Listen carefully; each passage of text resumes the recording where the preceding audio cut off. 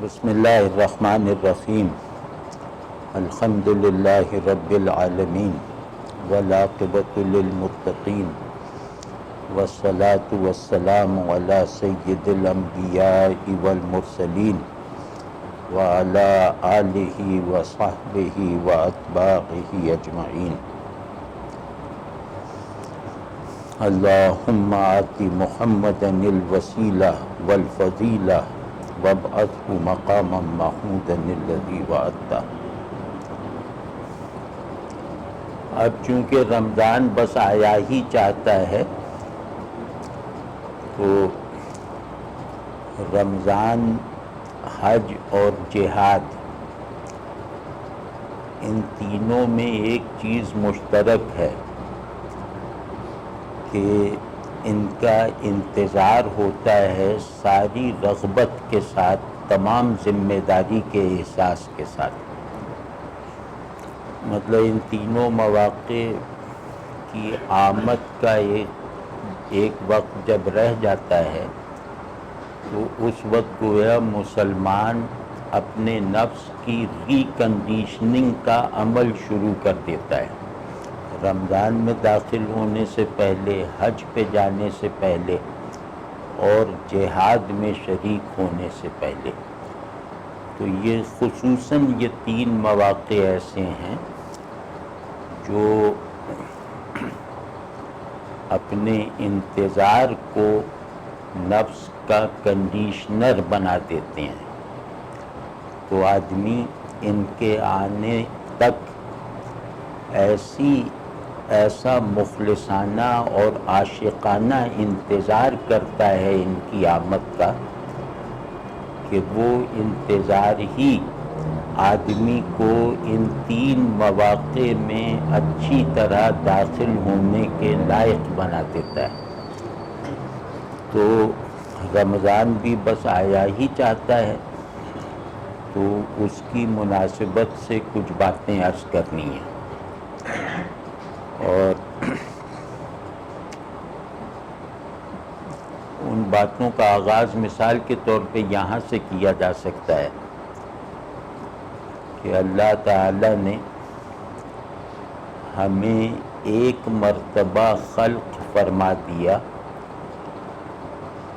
اور ہم پر یہ ذمہ داری ڈال دی کہ خود کو تخلیق ثانی کے عمل میں رکھنا، یعنی خود کو دوبارہ پیدا کرتے رہنا، یہ اللہ کا نظام خلق و امر ہے اور اس کا خلاصہ ہے کہ ہم ایک مرتبہ جب وجود میں آ گئے تو پھر وجود کے کمالات، وجود کی معیاری حالتیں حاصل کرنے کی کوشش میں لگے رہتے ہیں۔ اس کو میں کہہ رہا ہوں کہ یہ اپنے آپ کو دوبارہ تخلیق کے عمل سے گزارتے رہنے کا نام ہے۔ تو رمضان شریف جو ہے وہ اس میں اس کی سب سے بڑی دعوت یہی ہے، یعنی رمضان کا سب سے بڑا مصرف یہی ہے کہ اس ماہ مبارک کی ہر ساعت ہمارے لیے ایک نیا مرحلہ تخلیق اور ہمارے اندر ایک نئی قوت تخلیق لے کر آیا ہے۔ تو اس موقع سے، اس مہینے بھر کی مدت سے فائدہ نہ اٹھانا، وہ اپنے ساتھ گویا غیر ذمہ داری کا رویہ اختیار کرنا ہے۔ تو اس مہینے کا بہت بڑا تقاضا ہے کہ نفس کو بڑے احوال سے نہ صرف یہ کہ مانوس رکھا جائے بلکہ بڑے احوال کی پیدائش کے عمل کو نفس میں جاری رکھا جائے۔ اسی کو کہہ لیں کہ ہم دوسرا نام دے رہے ہیں کہ تخلیق ثانی کے عمل کو جاری رکھو، کیونکہ میں ایک جسم ہوں، میں ایک حال ہوں۔ وجود نام ہے ہیپننگ کا اور بیکمنگ کا۔ وجود کی دو ہی سطحیں ہیں نا، کہ میں ایک واقعے کے طور پر موجود ہوں اور اس موجود ہونے کے کچھ معیاری احوال ہیں جو میرے موجود ہونے کی معنویت اور حقیقت کو مسلسل اسٹیبلش کرتے رہتے ہیں۔ تو جس طرح مجھے وجود کو صورت میں محفوظ رکھنے کے قوانین کا خیال رکھنا پڑتا ہے، اسی طرح وجود کو اس کی حقیقت کے ساتھ محفوظ رکھنے کے ضابطوں کی طرف بھی دھیان رکھنا پڑتا ہے۔ تو یہ مہینہ یعنی رمضان کا مہینہ گویا میرے لیے ایک فطری موقع فراہم کر دیتا ہے کہ میں اپنے موجود ہونے کو وجود کے بہتر احوال کا حامل بناؤں، یعنی وجود بطور بیکمنگ کو جو ہے وہ اس مہینے میں ایک حالت کمال اور حالت عروج میں رکھوں۔ یعنی بیکمنگ کسے کہتے ہیں؟ ہونے کے بعد کچھ نہ کچھ ہوتے رہنا، اس کو کہتے ہیں بیکمنگ۔ تو میری اور آپ کی ہر پہلو سے یہ بہت بنیادی ذمہ داری ہے کہ ہم ہونے کی جگہ پانے کے بعد، ہونے کا شرف حاصل کر لینے کے بعد ہوتے رہنے کے عمل کو اپنے اندر جاری رکھیں۔ واضح نہیں، اس کو کہہ رہے ہیں ہیپننگ سے بیکمنگ میں رہنا۔ اس پہلو سے اس بنیادی مقصد کو حاصل کرنے کے لیے آج یہ خواہش ہے کہ ایک نظام العمل سا بنایا جائے جس کی پابندی کر کے اس مہینے میں جو بہترین نعمتیں اللہ نے ہر ایک کی دسترس میں دے رکھی ہیں انہیں حاصل کر لیا جائے۔ اس کی تمہید یہ ہے کہ بندے کی، مسلمان کی اللہ کے ساتھ تعلق کو اپنی واحد پہچان بنا لینے والے کی نفسیات تین چیزوں پر گویا تین پلرز پر کھڑا ہوا اسٹرکچر ہوتا ہے۔ ایک ستون ہے تقوی، ٹھیک ہے نا، دوسرا ستون ہے ذکر اور تیسرا ستون ہے اخلاص۔ یعنی اللہ تبارک و تعالیٰ کے ساتھ تعلق کی یہ تین بنیادیں ہیں اور مسلمان اپنی نفسیات کے بنیادی محرکات کے طور پر انہیں اپنے اندر زندہ حالت میں مسلسل فنکشنل رکھتا ہے، وہ یہ ذمہ داری لیتا ہے۔ تو تقویٰ کہتے ہیں کہ اللہ کی طرف سے ڈالی گئی ایک مستقل ذمہ داری، یعنی ترک معصیت کو ادا کرنے کے لیے درکار قوت۔ تقویٰ کیا ہے؟ جس کی بنیاد پر ہم اللہ کی نافرمانی سے بچنے میں کامیاب ہوتے ہیں۔ یعنی تقویٰ وہ بنیادی ملکہ ہے ہماری فطرت کا جو ہمیں اس لیے دیا گیا ہے کہ ہم اللہ کی نافرمانی سے بچنے میں کامیاب کروا سکنے والی قوت کے حامل بن جائیں۔ دوسرا جو ہے ذکر اس لیے ہے تاکہ ہم اس دین کے دوسرے سب سے بڑے مقصد کو ادا کرنے کے لائق ہو جائیں، اور وہ دوسرا مقصد ہے ترک غفلت۔ جس طرح تقویٰ ہمیں معصیت سے بچانے کی ضمانت دیتا ہے، اسی طرح ذکر کی تاثیر یہ ہے کہ یہ اگر ہمیں میسر آ جائے تو پھر غفلت سے بچنا ممکن ہو جاتا ہے، پھر ہم غافل نہیں رہتے۔ تیسرا جو اخلاص ہے، یہ جیسے ایک آموختہ کی طرح دوہرا رہا ہوں، پھر اس کی تفصیل انشاءاللہ کرتے ہیں۔ اخلاص تقویٰ اور ذکر کا مجموعہ ہے۔ یعنی اخلاص جو ہے وہ تقوی اور ذکر دونوں اگر اپنی بہترین حالت کے ساتھ نفس میں مرکزی جگہ بنا لیں تو اس کے نتیجے کو اخلاص کہتے ہیں۔ مخلص بندہ کون ہے؟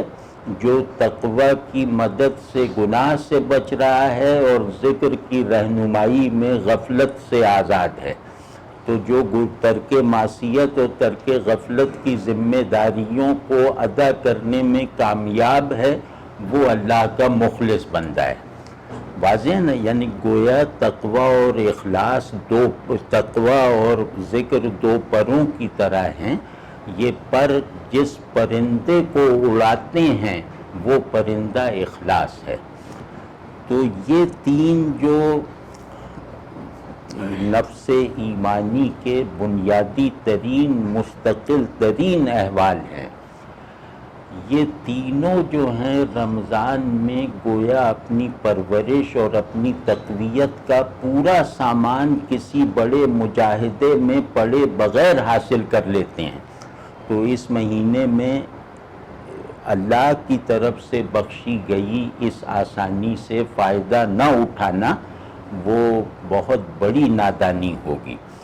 تو ہم کوشش یہ کریں، مطلب ہم سب، میں اور آپ سب مل کے یہ کوشش کریں کہ اس مہینے کا ایک مقصود بنا لیں کہ یا اللہ میں نے اس رمضان میں اپنا یہ مقصود بنایا ہے کہ مجھے وہ تقوی حاصل ہو جائے جو گناہ سے دور رکھتا ہے، وہ ذکر نصیب ہو جائے جو غفلت سے پاک رکھتا ہے، اور ان دونوں کے حاصل ہو جانے کے فطری نتیجے کے طور پر وہ اخلاص عطا ہو جائے جو اخلاص خود مجھے اپنے آپ سے خالی کروا کر تجھ سے بھر دیتا ہے۔ اخلاص کہتے ہیں کہ بندہ اپنے آپ سے خالی ہو کر اپنے رب کی یاد، اپنے مالک کی مرضی اور اپنے معبود کے حکم سے بھر جائے، یعنی اس کے اندر کسی بھی طرح کی کوئی نہ احوالی، نہ ذہنی، نہ عملی کوئی ایسی جہت نہ رہ جائے جو اس کی بندگی کی طرف واضح اشارہ نہ کرے۔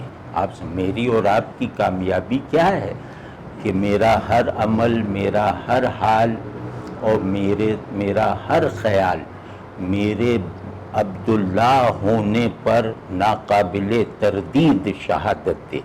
جو آدمی اس ذمہ داری سے بچ رہا ہے وہ بے وفا ہے، وہ گویا موجود بامانی انداز میں موجود رہنے میں دلچسپی نہیں رکھتا۔ آپ سمجھ گئے نا؟ یہ چیلنج یہ ہے کہ تم بالکل ایک ایبسرڈ بینگ کی طرح رہنا چاہتے ہو، تم محض ایک بائیو بینگ کی سطح پہ رہنا چاہتے ہو، یا تم اپنے وجود کو اس کے پیرلل ایک بہترین حالت شعور کے ساتھ پروان چڑھانے کی حالت میں موجود رہنا چاہتے ہو؟ کیا تم اپنے وجود کو مستند بنانا چاہتے ہو اللہ تبارک و تعالیٰ کے ساتھ تعلق کی سند پر؟ تو اگر تم ایسا نہیں چاہتے تو گویا تم بندگی تو بہت دور کی بات ہے، تم انسان کی حیثیت سے موجود رہنے میں بھی سنجیدہ نہیں ہو۔ واضح ہے نا؟ تو اب اس مہینے میں میرا مقصود یہ ہو کہ یا اللہ میں ہیپننگ کی جگہ پر شکر گزاری کے ساتھ کھڑے ہو کر اس بیکمنگ کے پروسیس میں مرتے دم کے لیے خود کو ڈال دینا چاہتا ہوں، جس پروسیس کی تکمیل تیرے تقوی پہ ہوتی ہے، تیرے ذکر پہ ہوتی ہے، تیرے ساتھ اخلاص پر ہوتی ہے، یعنی وجود کو اس کی حقیقت کی فراہمی پر ہوتی ہے۔ تو میں اس مہینے کو صرف اس لیے گزاروں کہ مجھے میرے موجود ہونے کی حقیقت اس زور کے ساتھ میسر آ جائے کہ پھر میرا وجود اپنے حقیقی پن کے احوال سے مرتے دم تک دستبردار نہ ہو، خالی نہ ہو۔ تو اس مقصد کو بنا کر ہمیں یہ رمضان گزارنا چاہیے۔ اور جیسا کہ ہم سب جانتے ہیں کہ ہمارا دین ہمارے اندر نہ کوئی ذہنی نتائج پیدا کر رہا ہے، نہ اخلاقی ثمرات پیدا کر رہا ہے، نہ عمل کی وہ قسمیں ہم اس سے اخذ کر رہے ہیں جو عمل مفید ہوتا ہے، نتیجہ خیز ہوتا ہے، اور جس عمل کے نتیجے میں یہ دنیا اللہ کی نشانیوں کا مجموعہ بن کر سامنے آتی ہے۔ مطلب ہمارا دین ہمارے وجود کی حقیقت کو خیال، حال اور افعال سے ثابت کرنے میں فی الحال خود ہماری نظر سے اوجھل ہے۔ تو اپنے دین کو خود اپنے لیے اتنا زیادہ معطل ہم نے کر رکھا ہے کہ اب انسانی ذہن کو اپنی بہتری کے لیے جس قوت کی ضرورت ہے، انسانی ارادے کو اپنی مضبوطی کے لیے جس عزم کی حاجت ہے، انسانی طبیعت، قلب اور نفس کو اپنی نمو کے لیے جس حال کی احتیاج ہے، ان میں سے کوئی خیال، کوئی حال اور کوئی عزم، کوئی ارادہ، کوئی عمل جو ہے وہ دین سے براہ راست اخذ ہونے کی حالت میں خود ہمارے اندر موجود نہیں رہا۔ تو اس مکمل خلا کو بھرنا ہے ہمیں اس رمضان میں، واضح ہے نا؟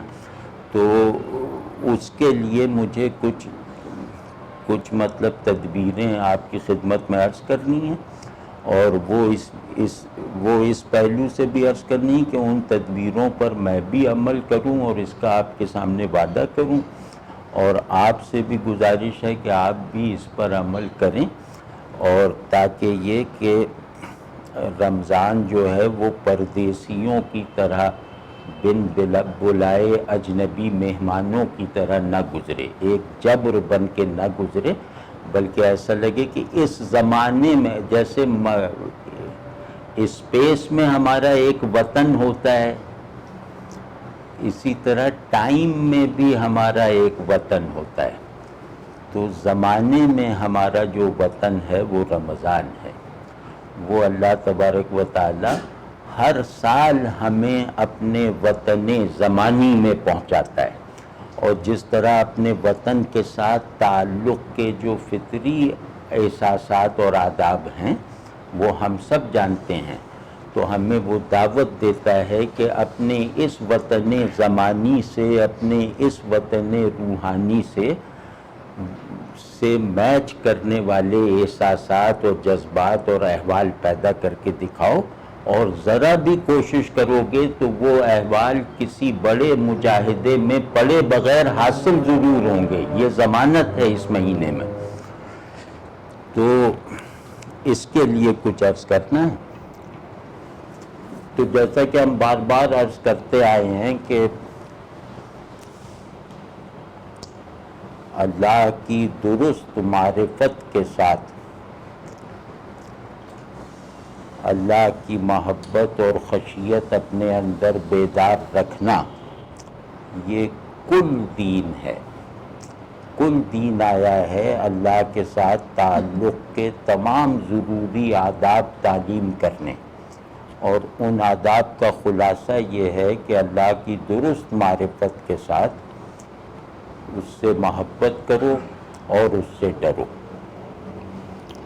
تو کیونکہ آدمی کی نفسیاتی اور فطری ساخت ایسی ہے کہ وہ صرف ڈرا ہوا نہیں رہ سکتا، یعنی آدمی کو ڈر سے بہرحال ایک مغایرت اور ایک اجنبیت ہے، یعنی ڈر پر آمادہ ہو جانا یہ انسانی نفسیات کے خلاف ہے۔ تو آدمی اپنے تمام جذبات و احساسات کو یا اپنے پورے نظام زندگی کو محض ڈر کے محور پر نہیں چلا سکتا، وہ اس کے لیے ہمیشہ ناگوار رہے گا۔ یعنی اگر صرف ڈر ہے تو وہ چاہے کسی کا بھی ہو وہ ہمیشہ ناگوار ہے۔ تو اسی وجہ سے محبت کو اللہ سے تعلق کا ایک ایسا تقاضا بنایا گیا ہے جو ڈر کو اپنے سائے میں رکھے. یعنی اللہ کا ڈر کیا ہوتا ہے؟ اپنی واقعی ماہیت میں اللہ کا ڈر اللہ کی محبت کا تقاضا ہے.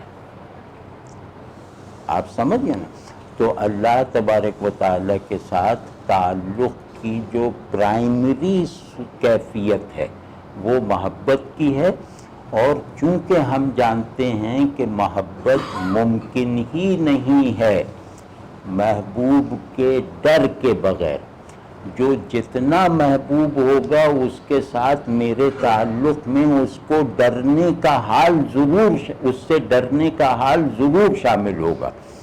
تو خیر مقصد یہ تھا کہ اللہ کی محبت اللہ سے ڈرنے کو واجب کرتی ہے. اب یہاں سے کھڑے ہو کر اب ہمیں آگے چلنا ہے. واضح نا؟ یعنی کہ تقوی کسے کہتے ہیں؟ کہ اللہ کے جذبہ احسان مندی کی شدت سے اس کی پسند ناپسند کا ہمیشہ لحاظ رکھنا اور اس کی پسند ناپسند کو اپنی پسند ناپسند پر غالب رکھنا. ٹھیک ہے نا؟ ذکر کسے کہتے ہیں؟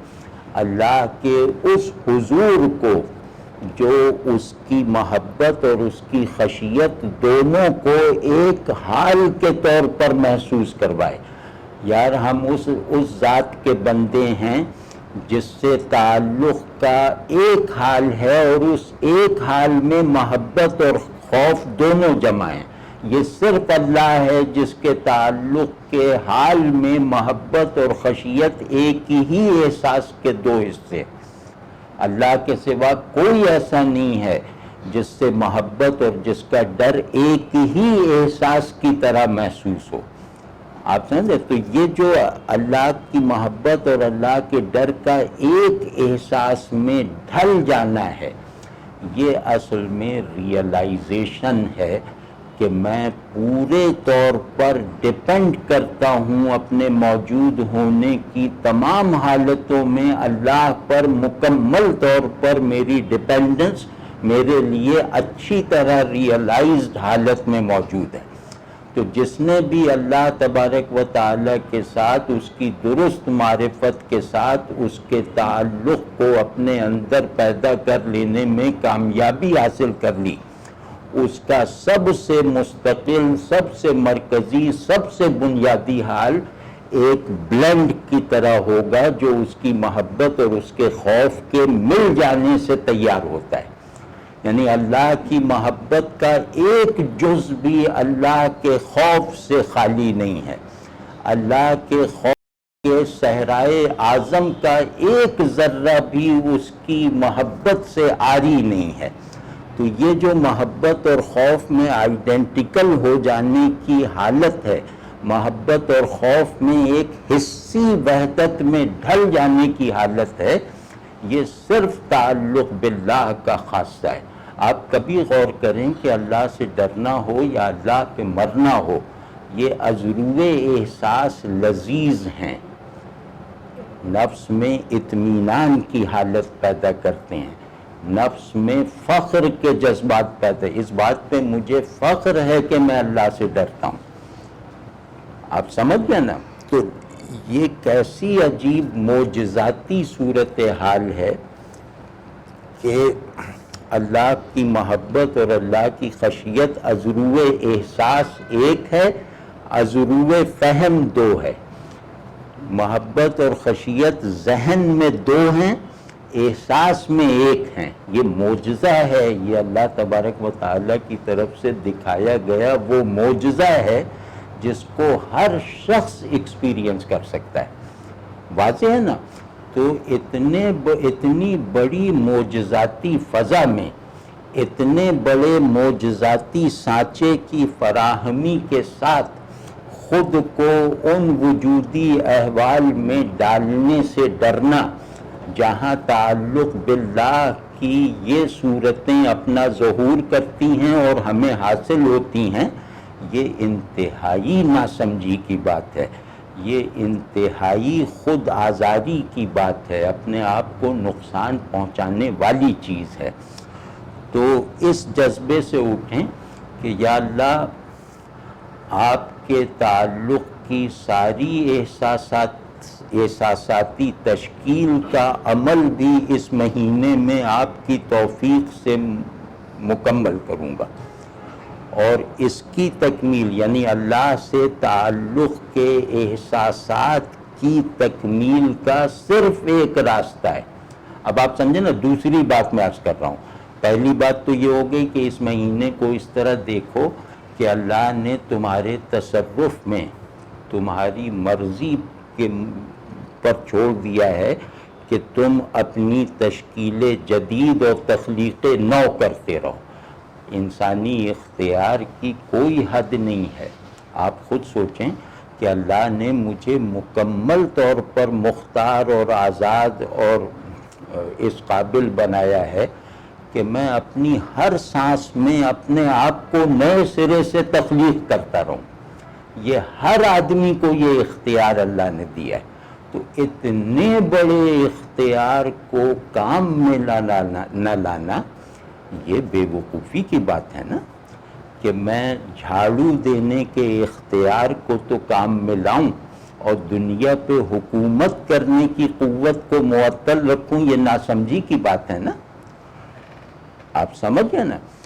تو پہلا یہ کہ میں یا اللہ میں آپ کے تعلق میں اپنی احساساتی تکمیل کروں گا اس مہینے میں، ٹھیک، یہ پہلا مقصد ہو گیا۔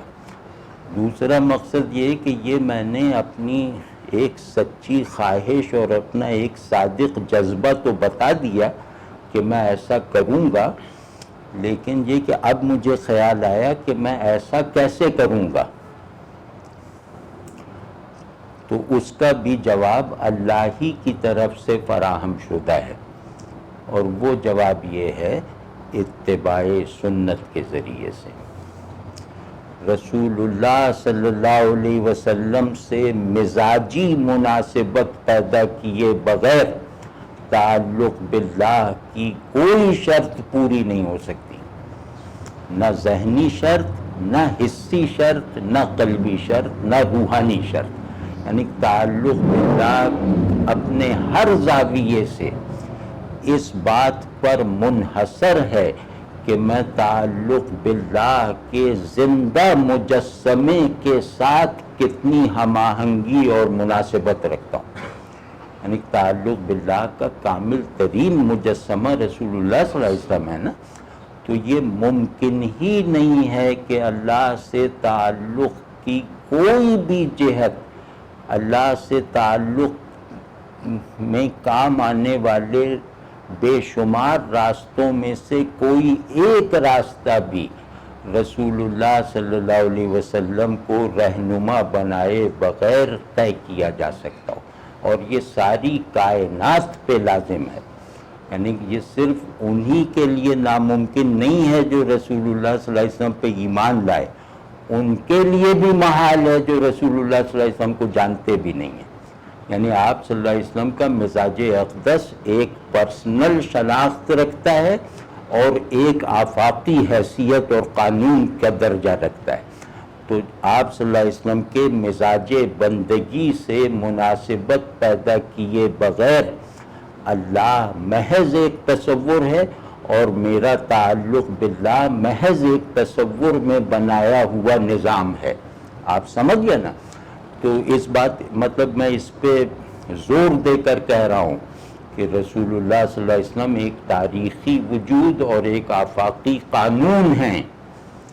یعنی آپ صلی اللہ علیہ وسلم محمد بن عبداللہ بھی ہیں صلی اللہ علیہ وسلم، اور آپ صلی اللہ علیہ وسلم حقیقت محمدیہ کی واحد مینیفیسٹیشن بھی ہیں۔ تو آپ صلی اللہ علیہ وسلم کی ایک تاریخی اور شخصی حیثیت ہے، وہ جن خوش نصیبوں کو اس شخصیت، اس ذات، اس سے پر ایمان لا کر آپ صلی اللہ علیہ وسلم کی اتباع پر چلنے کا موقع مل گیا وہ خوش نصیب ہیں، لیکن ایک اللہ کا آفاقی قانون ہے، ایک اللہ کا قیامت تک کا قانون ہے آپ صلی اللہ علیہ وسلم کی بعثت کے بعد سے، کہ آپ صلی اللہ علیہ وسلم کے آفاقی مزاج بندگی سے مناسبت پیدا کیے بغیر ہم اللہ کو حقیقی نہیں بنا سکتے، پھر اللہ حقیقی نہیں ہے، پھر بندگی حقیقی نہیں ہے، پھر اللہ سے تعلق کا کوئی بھی تصور اور احساس حقیقی نہیں ہے۔ واضح ہے نا؟ تو یہ آپ صلی اللہ علیہ وسلم کی شان ہے۔ ظاہر ہے کہ جب آپ صلی اللہ علیہ وسلم فرمائیں کہ میں قیامت تک کے ہر آدمی کے لیے بھیجا گیا ہوں، تو اس کا مطلب اپنی آفاقیت کی طرف اشارہ کرنا ہے۔ آپ سمجھیں، اللہ کی طرف سے آفاقیت کرنے سے، یہ میں ویسے ہی عرض کر رہا ہوں کیونکہ آج کل یہ وبا بہت پھیلی ہوئی ہے، اس کے جواب میں عرض کر رہا ہوں کہ یہ صوفیانہ اصطلاح میں عرض کر رہا ہوں کہ صوفیہ کا ایک نظریہ ہے جسے وہ کہتے ہیں حقیقت محمدیہ علی صاحبہ الصلاۃ والتسلیم، تو وہ اس کی تفصیل زیادہ ہے، وہ تعین اول میں ہے، لیکن اتنی ٹیکنیکلٹیز میں نہیں جاتے، اس کی تفصیل زیادہ ہے۔ اس کا ایک پہلو جو فی الحال ہمارے لیے مفید ہے اس کی طرف اشارہ اس تک محدود رہتے ہوئے عرض کر رہا ہوں کہ حقیقت محمدیہ کہتے ہیں اس پرنسپل کو، اس ڈیوائن پرنسپل کو جس پر تمام نبیوں کی نبوت کا نظام چل رہا ہے، یعنی ہر نبی حقیقت محمدیہ کا ایک مظہر ہے، ہر نبی، یعنی آپ آسانی کے لیے کہیں کہ حقیقت محمدیہ کا کانٹینٹ بندگی اور اسلام ہے، توحید، بندگی اور اسلام، یہ حقیقت محمدیہ کا کانٹینٹ ہے، پرنسپل کانٹینٹ ہے۔ تو تمام انبیاء علیہم السلام بندگی، اسلام اور توحید کا گویا فعال مظہر بن کر آئے ہیں، ٹھیک ہے نا؟ ہر نبی ہونے کا مطلب ہے حقیقت محمدیہ کا مظہر ہونا، ٹھیک ہے نا؟ تو تمام انبیاء علیہم السلام مظاہر ہیں اس حقیقت کے۔ تو ایک جو ختم نبوت کا جو ایک بڑا مطلب ہے وہ یہ ہے، یعنی کہ آپ صلی اللہ علیہ وسلم پر وہ سلسلہ نبوت تمام ہو گیا، ختم ہو گیا، مکمل ہو گیا، جس سلسلہ نبوت کی ہر کڑی حقیقت محمدیہ کی مینیفیسٹیشن تھی، ٹھیک ہے نا؟ تو اب اس کی آخری کڑی آپ صلی اللہ علیہ وسلم ہیں، آپ صلی اللہ علیہ وسلم پہ وہ سلسلہ ہمیشہ کے لیے ختم ہو گیا، مکمل ہو گیا۔ تو اس کا مطلب کیا ہوا؟ اس کا مطلب یہ ہوا کہ آپ ختم نبوت سے پہلے تمام انبیاء علیہم السلام حقیقت محمدیہ کے مظاہر تھے، یعنی حقیقت محمدیہ کے کئی مظاہر ہو سکتے تھے۔ بعض مرتبہ ایسا بھی ہوا کہ ایک ہی زمانے میں کئی نبی ہیں، کہ حضرت لوط بھی ہیں، حضرت ابراہیم بھی ہیں، ٹھیک ہے نا؟ یہ دونوں حقیقت محمدیہ کے مظہر ہیں۔ تو اس کا مطلب یہ ہوا کہ مظہر تو حقیقت تو واحد ہے، مظاہر کثیر ہیں۔ اس سلسلے کے ختم ہونے کا پہلا ہی جو دعویٰ ہے وہ یہ ہے کہ اب حقیقت بھی واحد ہے اور اس کا مظہر بھی واحد ہے، اب حقیقت بھی آفاقی ہے اور اس کا مظہر بھی آفاقی ہے۔ اب آپ سمجھیں، جب بھی آپ صلی اللہ علیہ وسلم فرمائیں نا کہ آج موسیٰ علیہ السلام بھی ہوتے تو اس پر ایمان لانا ان پہ واجب ہوتا جو میں لے کر آیا ہوں۔ آپ صلی اللہ علیہ وسلم فرمایا کہ پہلے تمام انبیاء علیہم السلام اپنی قوم، اپنے علاقے اور ایک خاص وقت کے لیے آتے تھے، میں وہ ہوں جو ہر قوم کے لیے آیا ہے، ہر علاقے کے لیے آیا ہے، ہر زمانے کے لیے آیا ہے، قیامت تک کے ہر آدمی کے لیے آیا ہے۔ تو اس بات کا کیا مطلب ہوا؟ اس بات کا مطلب یہ ہوا کہ اب حقیقت محمدیہ کی وحدت بھی مجھ میں مینیفیسٹ ہو گئی ہے۔ حقیقت محمدیہ کا سارا کانٹینٹ انبیاء میں مینیفیسٹ ہوتا چلا آیا، سوائے وحدت کے، اب وہ وحدت بھی مجھ میں مینیفیسٹ ہو گئی ہے. آپ سمجھ رہے ہیں نا؟ تو اب اس پس منظر میں یہ بات کہہ رہا ہوں کہ تعلق باللہ کے حسی آداب ہوں یا ذہنی آداب ہوں، یعنی تعلق باللہ کی کوئی بھی قسم ہو، وہ رسول اللہ صلی اللہ علیہ وسلم سے مناسبت یعنی اتباع پر مبنی مناسبت پیدا کیے بغیر ممکن نہیں ہے. تو اب میں نے اور آپ نے سب نے اللہ کی توفیق سے اگر یہ طے کر لیا کہ انشاءاللہ اپنی بندگی کو سچا، اپنے وجود کو مستند بناؤں گا اس مہینے میں تعلق باللہ کی اساس پر، یعنی تعلق باللہ کی اساس قانون فطرت میں بھی کام کر رہی ہے کہ چیزیں اگر مخلوق ہونے کی منکر ہو جائیں تو ان کا موجود ہونا لغو اور محمل ہے. اسی طرح چیز قانون ہدایت میں بھی چل رہی ہیں کہ اگر اللہ سے تعلق میں بندگی کی نسبت نہ ہو تو ان کا ہونا بے معنی ہے. آپ سمجھ رہے ہیں نا؟ مثال طور پہ پہاڑ اگر اپنے مخلوق ہونے کا انکار کر دے تو اس کا پہاڑ ہونا محال ہے. تو اسی طرح ایک انسان اگر اپنا بندہ ہونا فراموش کر دے تو اس کا وجود بندگی خطرے میں پڑ گیا نا.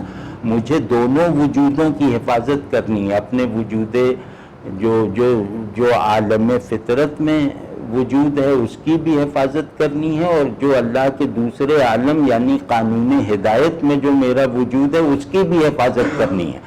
دونوں دائروں میں اللہ کا قانون یہ ہے کہ ہر شے چاہے فطرت کی سطح ہو چاہے ہدایت کا درجہ ہو، دونوں جگہ موجود ہونے کی شرط اللہ سے نسبت کا شعور اور اقرار ہے. آپ سمجھ گئے نا؟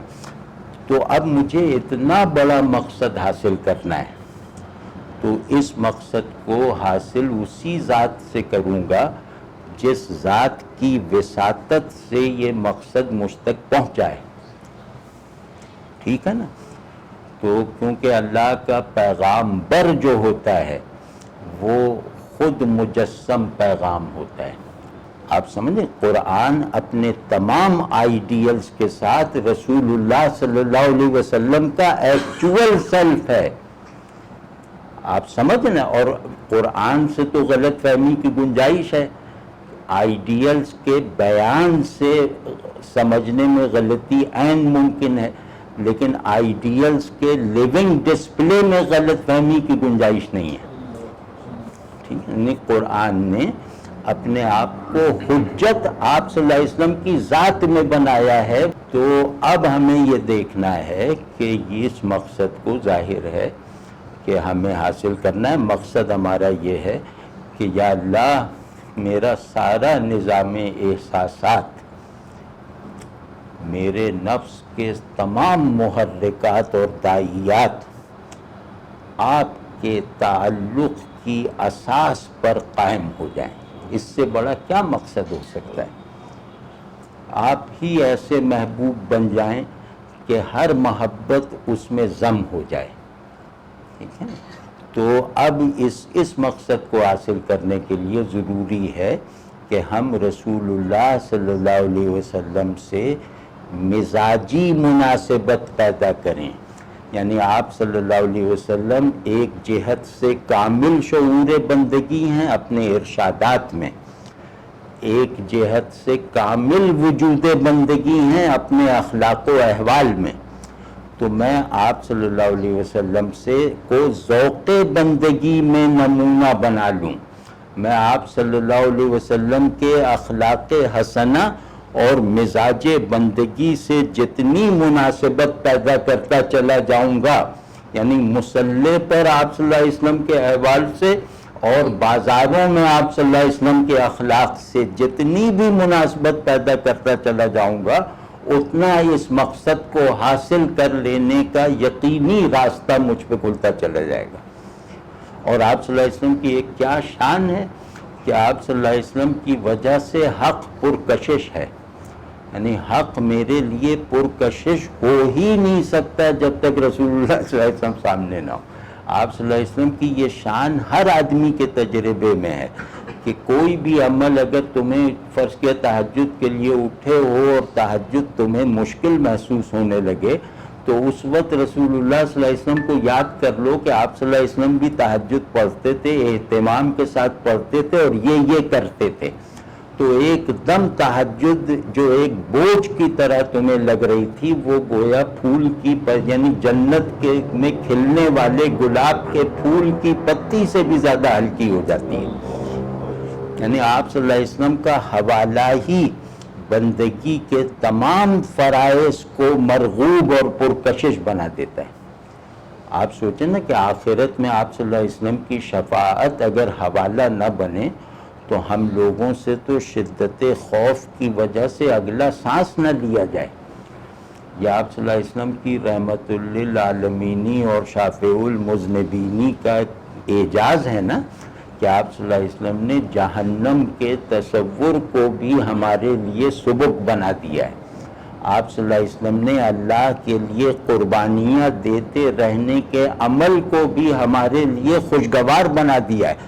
جس بھی دینی عمل کو آپ رسول اللہ صلی اللہ علیہ وسلم سے منقطع حالت میں دیکھیں گے وہ عمل آپ کو بوجھ لگے گا، ناگوار لگے گا.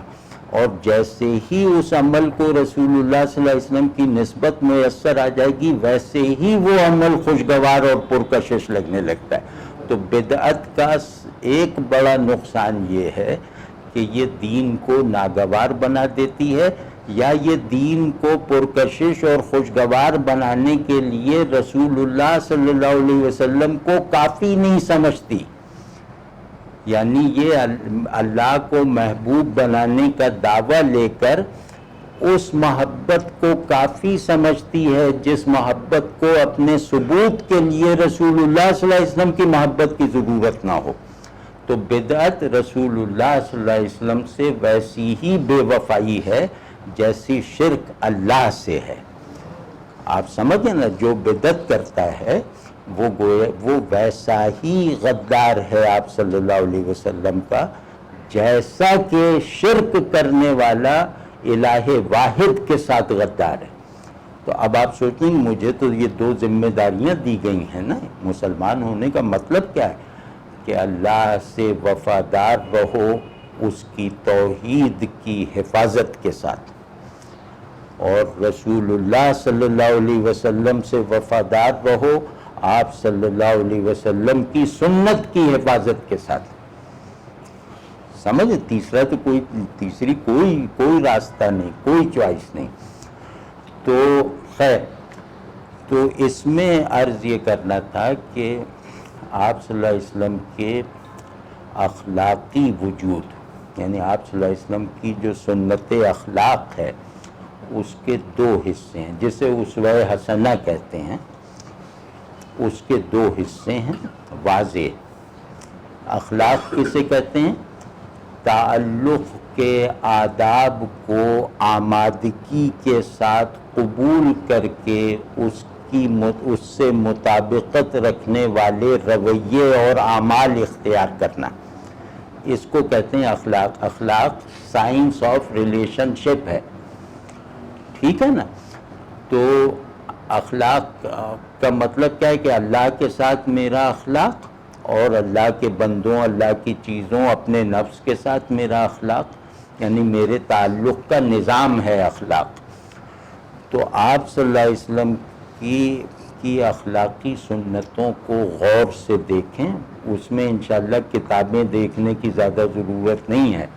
وہ ہر شخص کو معلوم ہے کہ آپ صلی اللہ علیہ وسلم اللہ سے تعلق میں کیسے تھے اور مخلوق کے ساتھ تعلق میں کیسے تھے. ٹھیک ہے. تو بس اپنے آپ کو ویسا بنانے کی کوشش کرو کہ جب مصلی پہ جاتے تھے تو قیام ایسا فرماتے تھے کہ دیکھنے والا سمجھتا تھا کہ رکوع بھول گئے ہیں. سجدے میں جاتے تھے تو دیکھنے والے اس غلط فہمی میں پڑ جاتے تھے کہ شاید یہ اٹھنا بھول گئے ہیں یا وفات پا گئے ہیں. ٹھیک ہے نا. اور لوگوں کے ساتھ یہ کہ پاگل عورت آپ کو ادھر ادھر گھمائے پھر رہی ہے. تو کسی نے کہا کہ حضور صلی اللہ علیہ وسلم یہ تو پاگل عورت ہے، تو آپ صلی اللہ علیہ وسلم نے فرمایا کہ یہ پاگل ہے، میں تو نہیں ہوں۔ تو خیر، تو اللہ سے محبت اس کی خشیت کے ساتھ، انسان سے محبت اس کی خیر خواہی کے ساتھ، یہ رسول اللہ صلی اللہ علیہ وسلم سے سیکھو۔ ہر انسان سے انسان کے تعلق کا پہلا تقاضا ہے اس سے محبت، چاہے وہ مومن ہو یا کافر ہو۔ انسان سے تعلق کا تقاضا ہے اس کی غیر متزلزل خیر خواہی، چاہے وہ مومن ہو یا کافر ہو۔ پھر اس خیر خواہی اور اس محبت کے حدود اللہ کے تعلق اور رسول اللہ صلی اللہ علیہ وسلم کے حکم سے طے ہوتے ہیں۔ پھر میں جہاد بھی کرتا ہوں تو جس تلوار سے کسی کی گردن کاٹنا چاہتا ہوں اس شخص کا بھی خیر خواہ ہوں۔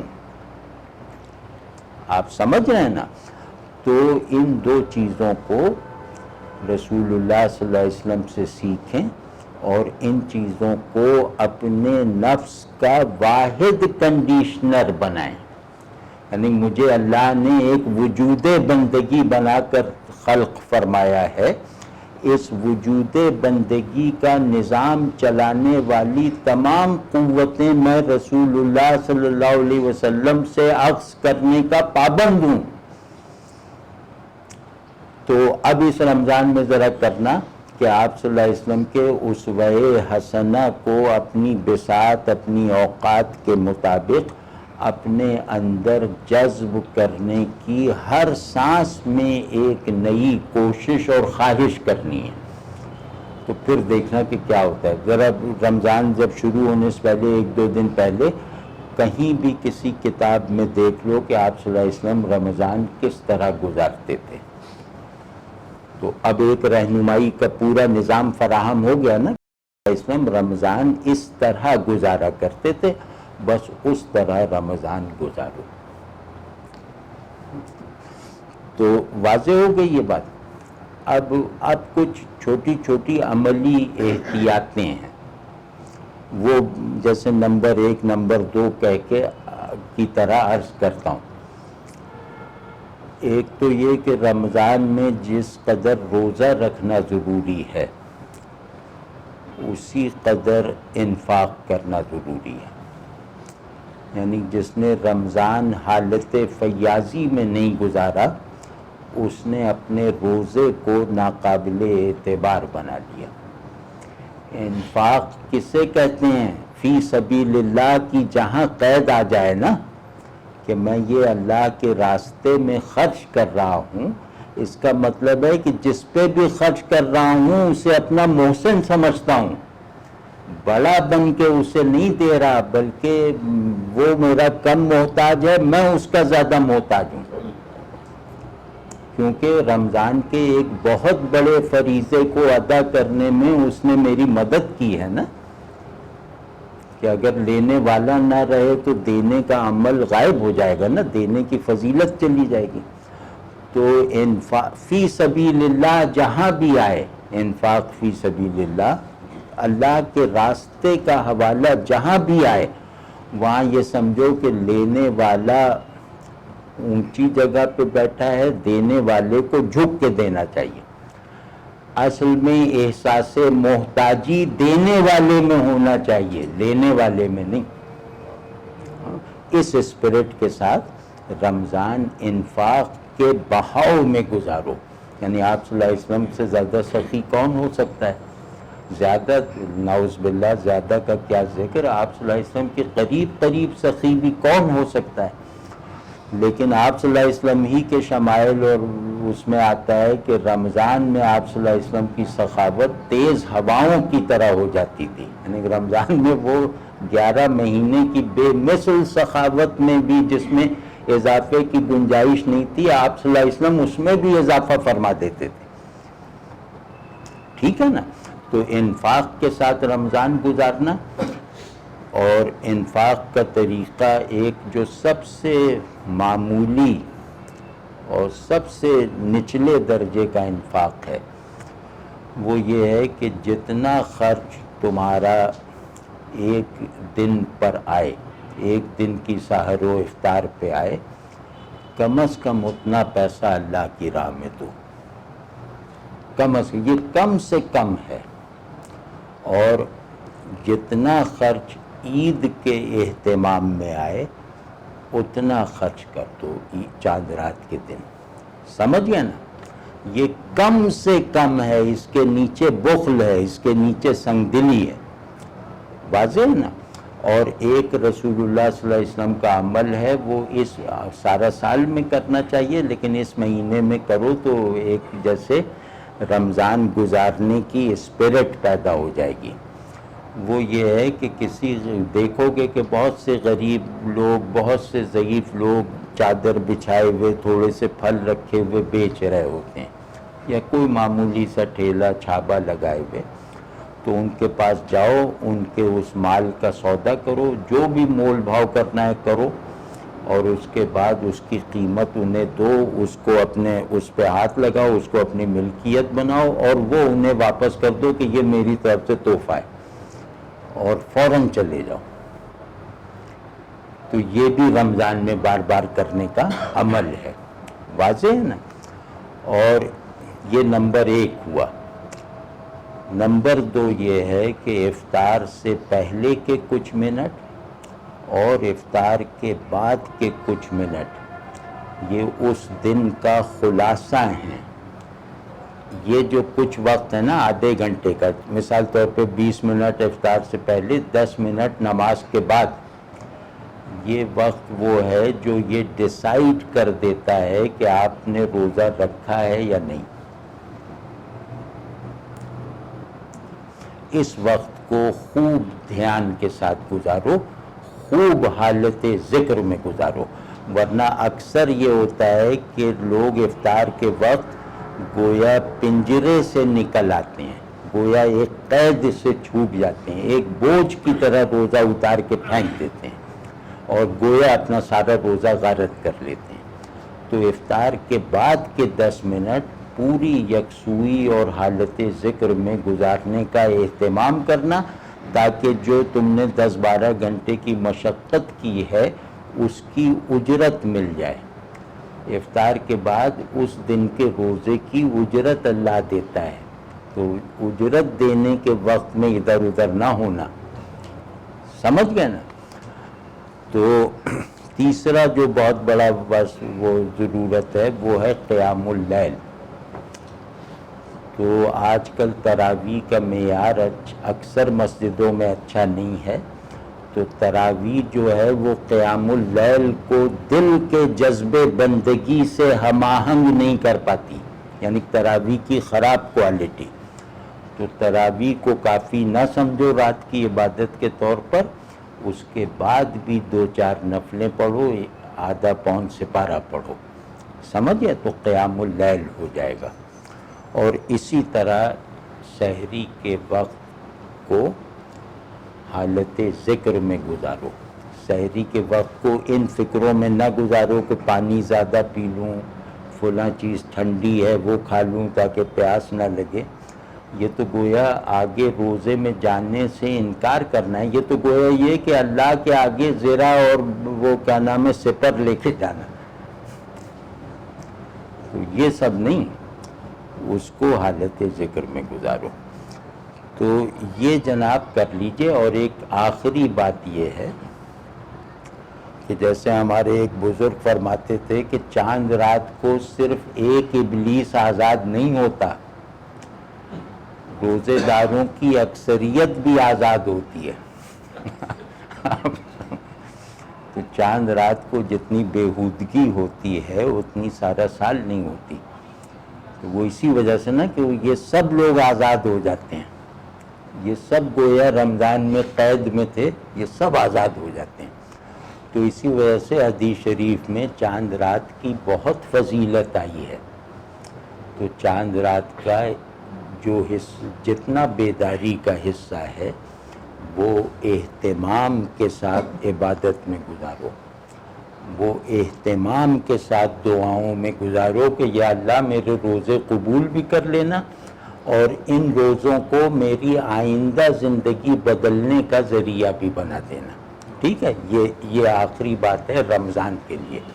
اب اگلی بات ہے شوال کے لیے، کہ جس طرح شعبان رمضان کی تیاری کا مہینہ ہے، آپ صلی اللہ علیہ وسلم اسی طرح گزارتے تھے، اسی طرح شوال رمضان میں حاصل ہونے والی نعمتوں کی حفاظت کا مہینہ ہے. تو شوال کو میں بہت الرٹ رہو، کیونکہ شیطان نیا آزاد ہوتا ہے تو اس کے انتقامی جذبات کیا ہوں گے، تو اس کی طرف سے خبردار رہو اور شوال کو الرٹ ہو کر گزارو کہ رمضان میں حاصل ہونے والی سعادتیں کہیں اس مہینے میں ضائع نہ ہو جائیں. غالباً یہی وجہ ہے کہ آپ صلی اللہ علیہ وسلم نے شوال کو بھی 6 روزے اہتمام کے ساتھ رکھے ہیں. تو کوشش کرنا کہ شوال میں 6 روزے رکھنے کی بھی توفیق مل جائے. ان 6 روزوں کی مصلحت یہ بھی معلوم ہوتی ہے ہماری ناقص عقل کے مطابق کہ رمضان سے ایک دم فاصلہ نہ آدمی اختیار کر لے، کہ جیسے سلام پھیرتے ہی سگریٹ نہ سلگا لے. بہت سے لوگ ہیں نا سلام پھیرتے ہی سگریٹ سلگا کے فارغ. تو یہ عمل رمضان کے ساتھ نہ کریں، رمضان کے اثرات کو پرولونگ کریں. تو یہ 6 روزے شاید اس وجہ سے بھی ہیں، تو یہ کریں. اور آخری ایک درخواست ہے کہ سب کے لیے نام بنام دعا کریں، خاص طور پہ حالت صوم میں، کہ اپنے دوستوں کے لیے سب کے لیے نام بنام دعا کریں. ایک دوسرے مجھے اپنی دعا میں یاد رکھیں، میں آپ کو یاد رکھنے کی کوشش کروں. تو کیونکہ حدیث شریف میں آئے کہ غائب کی دعا جلدی قبول ہوتی ہے، تو رمضان میں اگر ہم سب ایک دوسرے کے لیے دعا گو رہیں تو میرے عمل کی کوئی کمزوری کا ازالہ آپ کی دعا سے ہو جائے گا. رمضان میں دن میں میری حقیقت کو میری صورت پر غالب رہنے کا موقع مل جاتا ہے. رمضان کا دن کیا ہے؟ میری حقیقت اپنے اظہار کے لیے میری صورت کی نفی کر دیتی ہے. جب رات آتی ہے، افطار کے بعد کا وقت ہے، وہاں پھر مجھ پر یہ ذمہ داری ڈالی جاتی ہے کہ اب بھی اپنی صورت کو اپنی حقیقت سے مغلوب رکھو. تو بس یہ یاد رکھنا کہ روزہ اس طرح گزارنا ہے کہ صورت غائب رہے، حقیقت حاضر رہے، اور افطار کے بعد کا وقت سحری تک اس طرح گزارنا ہے کہ صورت مغلوب رہے اور حقیقت غالب رہے. کر کے دیکھنا، اللہ نے چاہا تو یوں لگے گا کہ جیسے اللہ تبارک و تعالی نے جس فطرت ہدایت پہ ہمیں پیدا کیا ہے، وہ فطرت ہدایت ہمارے روئیں میں بیدار ہو گئی ہے انشاءاللہ. اور یہ واصف صاحب اپنے حضرت صاحب کے ساتھ اعتکاف کرنے کی نیت سے جا رہے ہیں، تو ان کے لیے دعا بھی کریں اور ان سے دعا کی خصوصی درخواست بھی کریں. تو غالب ہونا چاہیے یا سزا پانے کا؟ نہیں، محبت میں بے لوثی ضروری ہے. کہ میں آپ سے محبت کروں اس لیے کہ آپ مجھے اچھا کھانا کھلا دیں، تو ظاہر ہے آپ میری محبت کو قبول نہیں، میری محبت کے دعوے کو قبول نہیں کریں گے. تو یہی قانون اللہ کے ساتھ تعلق میں بھی ہے کہ اللہ سے تعلق میں بھی بے لوث ہونا چاہیے کہ یا اللہ میں تجھ سے جنت مانگتا ہوں، کیونکہ جنت مانگنے سے تو خوش ہوتا ہے. یا اللہ میں تجھ سے دنیا میں عافیت مانگتا ہوں، کیونکہ مجھ سے تیرے رسول صلی اللہ علیہ وسلم نے فرمایا ہے کہ اللہ عافیت مانگنے سے خوش ہوتا ہے. تو یا اللہ میں جو بھی تیرے علاوہ تجھ سے جو چیزیں مانگتا ہوں وہ اس لیے مانگتا ہوں کہ تو ان چیزوں کو مانگنے سے خوش ہوتا ہے. اصل مقصود ہے تجھے خوش کرنا، ورنہ مجھ پہ چھوڑ دیا جائے تو میں تو تجھ سے تجھی کو مانگتا ہوں.